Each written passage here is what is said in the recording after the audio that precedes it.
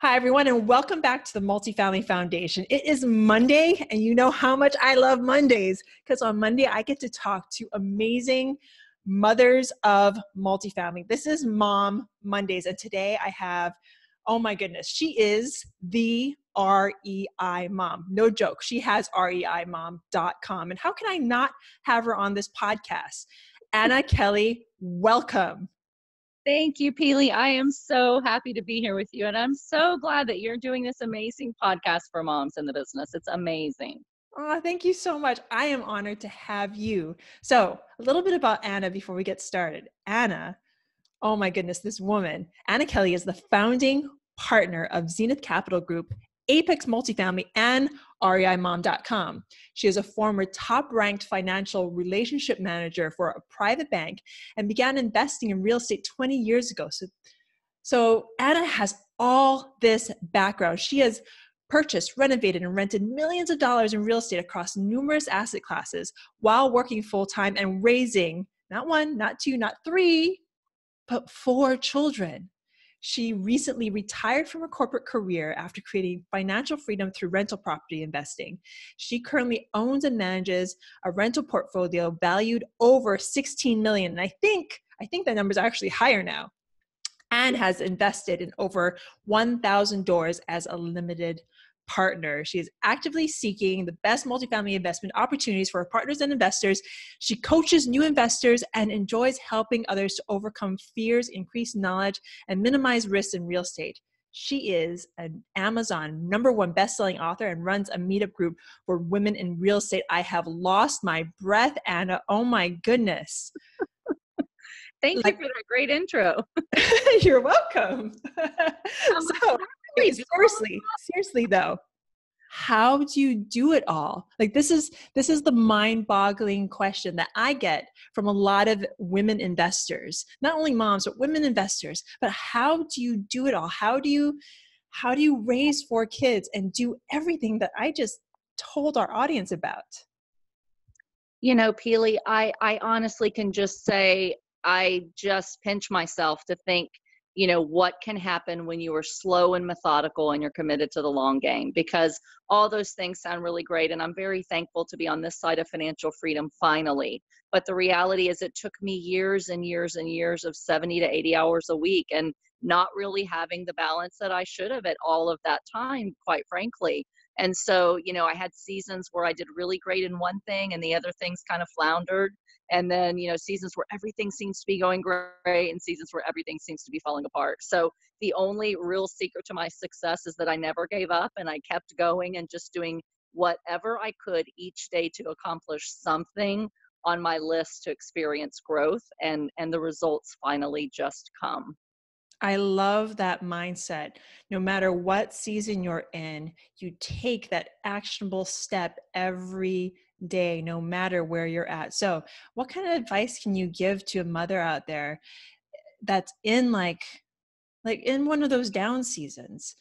She has her children she has to care for. She might have a 9-to-5 job and she's just looking for financial freedom. She's looking for what you have managed to accomplish. And if my listeners out there will really listen to what I said, it was 20 years. You've been investing for 20 years. So it wasn't just overnight. You weren't an overnight success.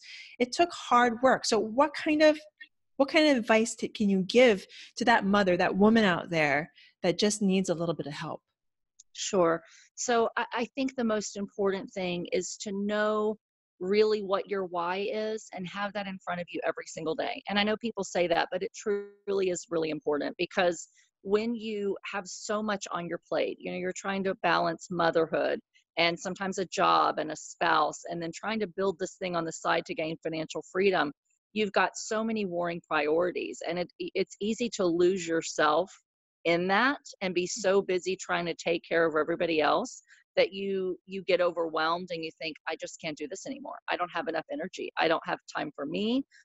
You feel like you're not giving anything your best because you're pulled by so many people in different directions. And you just have to realize that this life is hopefully a long life. And it's a journey and it's not a sprint. I know your hubby does these long-term marathons and they take a lot of training. I cannot even imagine, what all it takes. But if you start out thinking I'm going to run, a 100-mile marathon, you'll never ever get off the couch, but you put in those little bits of effort every day and just be committed that I'm going to do the best that I can with my day. I'm going to do something each day to be a good wife and to be a good mom and to take care of myself and to, put food on the table and progress in my growth toward financial freedom. And I think we are so hard on ourselves as women to like minimize what we do and be hard on ourselves. And then we get overwhelmed and then we like have these little mini meltdowns where we think we just can't keep going. But we have this resiliency as women to be able to pick up and keep moving forward. And I think that that's something that, a lot of guys would just give up when it's not fun. A lot of us women, it's like we have no other choice. So we just figure it out. And I've just learned to have grace for myself, Pili. Like, I'm not going to be perfect at everything. There are days when I celebrate, like, woohoo, I went to the gym today. And I get a call Yes. from the school and they say, Mrs. Kelley, your daughter showed up in a nightgown and without her hair brushed. Can you bring her something else? And I'm like, just when I thought I was doing something for myself, like something else falls apart. And I have to learn to laugh at myself and say, no one's going to die because my daughter showed up without her hair brushed. Or, the earth's not going to shatter because I bought my kids fast food tonight because I was too tired and didn't cook. Like, yes, you don't want that pattern forever, but just learning to have grace for yourself, setting priorities of what's important and doing one small thing a day for growth and success in that area. And whatever else happens, just let it happen. I love that mindset, kind of just going with the flow. And oh, that's so huge. Giving yourself grace. Mm-hmm. So many times. And I know you do this. I know I do this. I get so hard on myself, like definitely in the past when I haven't shown up. But if if you know that you're doing the best job that you can possibly do in that moment, then definitely, and this is for all the mommies out there and women in general, give yourself grace. If you are working hard, you are putting yourself out there, you're trying your best, give yourself grace when you forget to brush your daughter's hair, which I actually did today. So I know exactly what you're talking about. Can you give us one example of a time when you had to show like the utmost, and you said this word and it stuck with me, when you had to show the utmost resilience? Sure. About a year and a half ago, I was so close to finally being able to retire and have that financial freedom and be home with my babies that I'd wanted so desperately for so many years. And just as my plan was coming to fruition, and I thought, okay, I think I can do this like in another month or two, I had some unforeseen things happen. I had a major insurance claim that went well above the limits that the insurance company paid.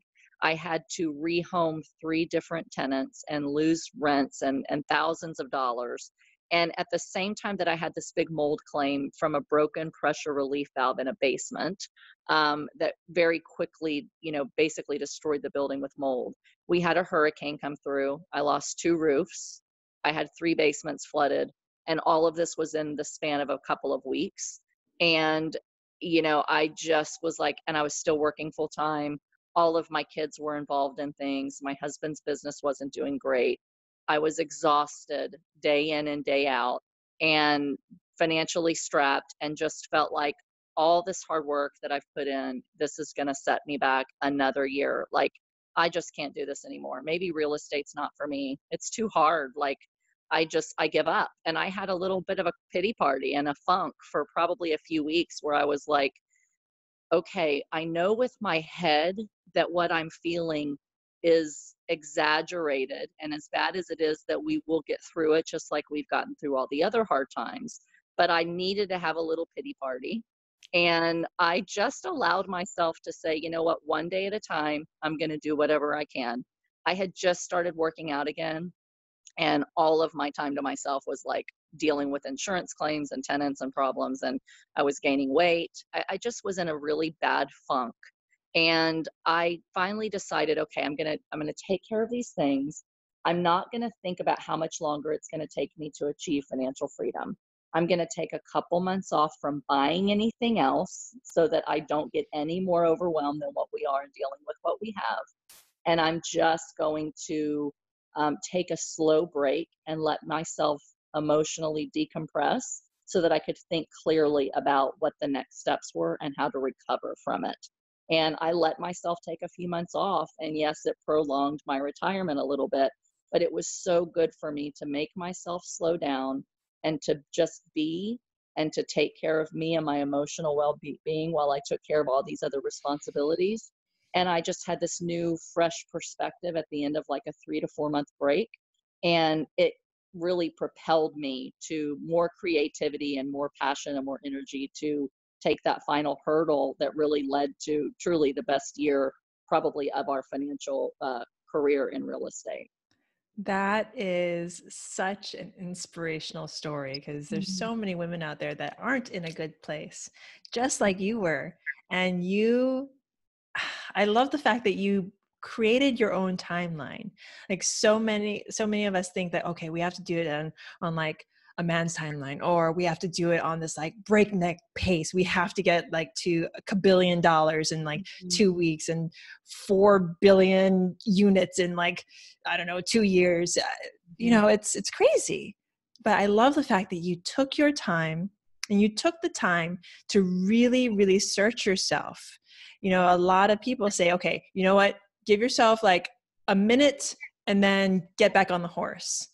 But if you're not fully healed, Mhm. then how can you expect to get on the horse? How can you expect to show up in your best self? So I love Um, all of that. Thank you Thank so you. much, Anna. Do you have anything else to add? Any tidbits of wisdom that you think that you could have used Mhm. 20 years ago, 10 years ago, as you were just starting to build out your business? What key information do you think that you could have used then? I think realizing that I cannot do everything by myself and that there is a much better way to do things by utilizing other people in your journey to creating financial freedom. So, we had lots and lots of hiccups and ups and downs, and we had no money, none. We had negative several $100,000 in debt when we started in real estate, 12 years ago in Pennsylvania. And we could muster up time, but we had no money. And, when the bank started saying no, we're like, well, I guess we can't buy any more real estate for a while. We didn't know about creative financing and all those kind of things. And I finally started to figure out, like, okay, let me see what other people are doing. And if there's other ways that I can buy without cash, that aren't just pie in the sky, but real methods. And so I started educating myself on how other people were buying properties. And I realized that I had to start going and surrounding myself with at least some people that were doing real estate to learn from how they were doing it, and to be able to start leveraging other people's time, other people's money, and other people's skills instead of my husband and I trying to do everything. Because eventually you run out of time, you run out of money, you run out of ideas, and you run out of energy. And so when I finally decided, like, I can't do all this on my own, and I'm burnt out from 70 to 80 hours a week of this for 10 years, I finally, surrounded myself with people and started going to a couple of events and, going to networking meetings. And really, it was like this weight off of my shoulders that I'm not the only one, that I can go farther with other people and, have us leverage each other's skills, money, and time to grow. And that's really when I started focusing on much larger multifamily assets and creating partnerships, that made sense and allowed me to really scale it to the next level with much more peace and less stress. And so, find people to join you in the journey. This group, what you guys are doing, with your meetups, the podcast, listen to others and surround yourself with other really good people that have integrity, that can help you to do it the right way with other people. And your journey will go faster and be a lot less stressful and hectic along the way. Oh, that just made my heart lighter. For all my listeners out there, if that didn't make your heart lighter, then you need to go back, rewind. Oh, well, there's no rewind on podcast, but go back and listen to that one more time. Leverage people. You'll be a much lighter, and you'll find out that you shouldn't do everything.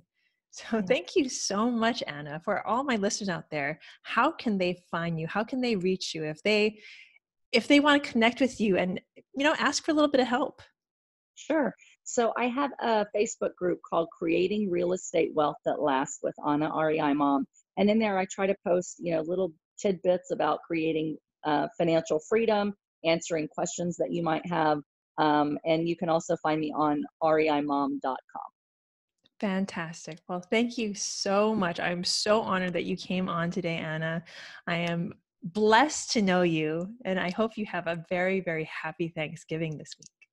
Thank you so much, Pili. I feel the same way. And I'm really encouraged by your daily challenges to get out there and be healthy, because that is something that's so important for us to have the energy that we need to be able to keep going and taking care of ourselves. And it's something that I've continued to struggle with. I do really, really well, and then everything falls apart and my focus has shifted. And so I'm thankful for your encouragement and inspiration to take care of ourselves while we're trying to take care of everybody else and build financial freedom.